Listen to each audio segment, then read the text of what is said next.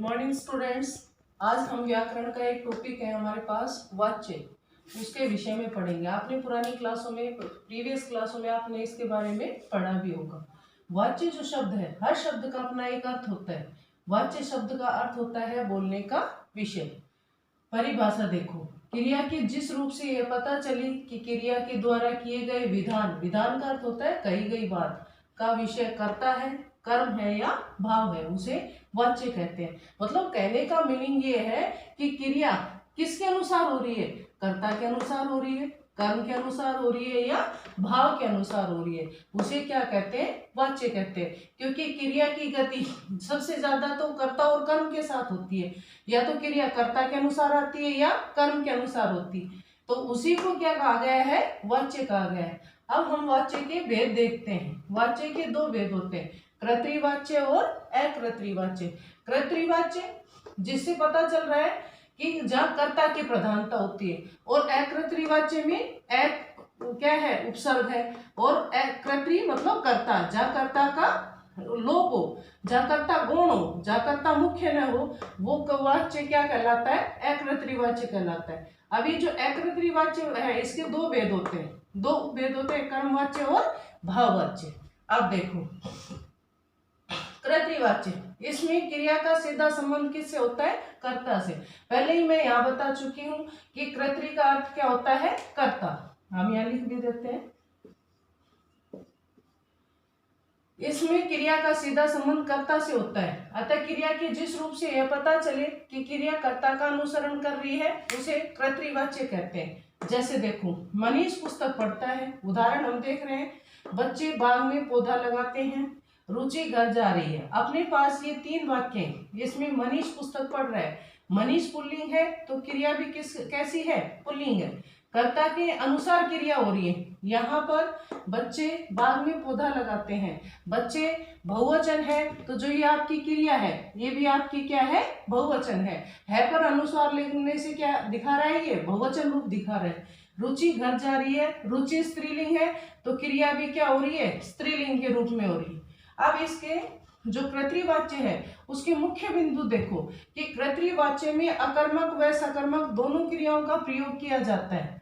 जैसे बच्चा सोता है, सोता है आपकी क्या है, क्रिया है, बच्चा आपका क्या है, करता है, तो क्या अब ये क्रिया कैसी हुई, अकर्मक हुई।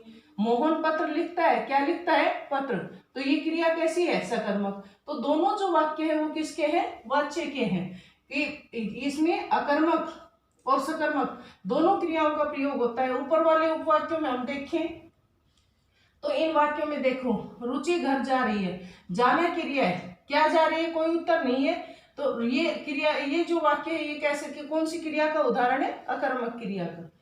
अब देखो, भूतकाल को छोड़कर सभी कालों और उनके मध्यवर्ती भेदों में क्रिया के लिंग वचन पुरुष कर्ता के अनुसार ही होते हैं। मतलब कहने का मतलब है कि जो कर्ता कारक का उपसर्ग है ने, उसका प्रयोग हमेशा भूतकाल में किया जाता है, और भूतकाल में जब ने उपसर्ग का प्रयोग किया जाता है तो जो क्रिया आती है वो हमेशा कर्म के अनुसार आती है, न कि कर्ता के अनुसार। देखो, राम ने रोटी बनाई, राम यहाँ पर कर्ता है, रोटी बनाने का काम कौन कर रहा है, राम।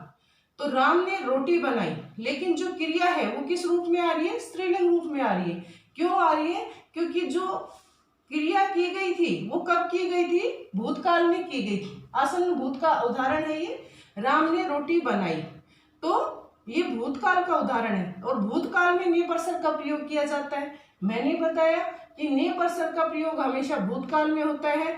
उस स्थिति में हमेशा जो कर्म होता है वो कर्म के अनुसार क्रिया आती है, ना कि कर्ता के अनुसार। इसमें देखो, राम, माँ ने खाना बनाया, माँ स्त्रीलिंग है, खाना पुल्लिंग है, तो क्रिया भी किसके अनुसार आ रही है, खाना के अनुसार, यानी पुल्लिंग के अनुसार क्रिया आ रही है। क्यों आ रही है, क्योंकि ने परसर का प्रयोग किया गया है, और भूतकाल में ने परसर का कर्ता कारक का जो परसर्ग है ने, उसका प्रयोग हमेशा भूतकाल में किया जाता है।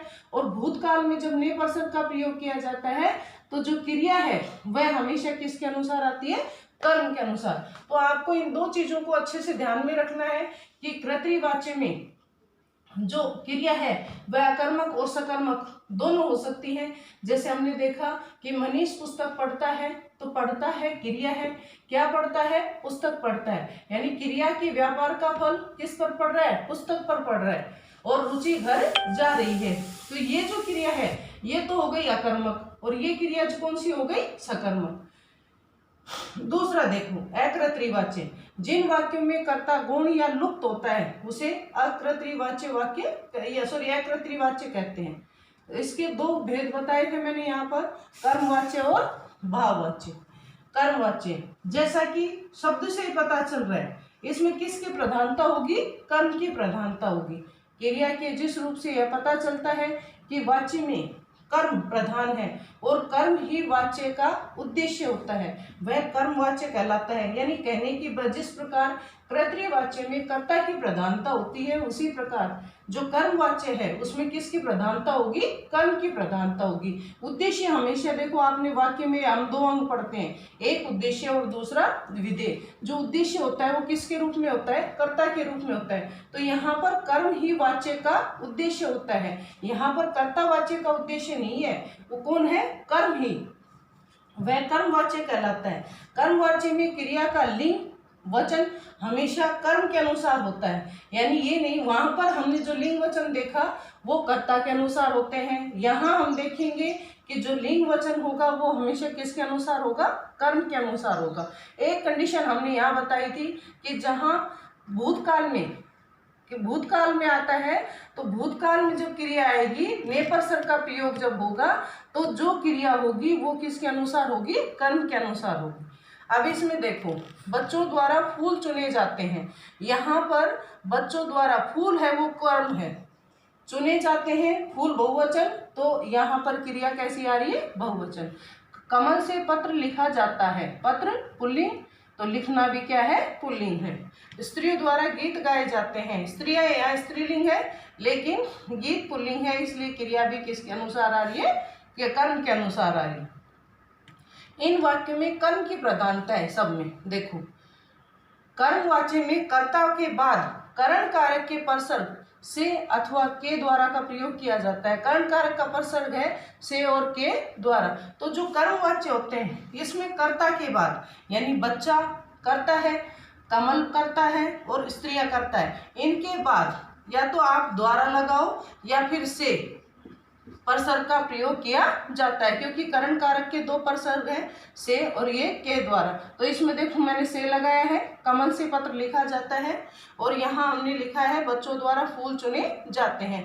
तो कर्म कारक में से या कर्ता के बाद से या के द्वारा का प्रयोग किया जाता है। अगली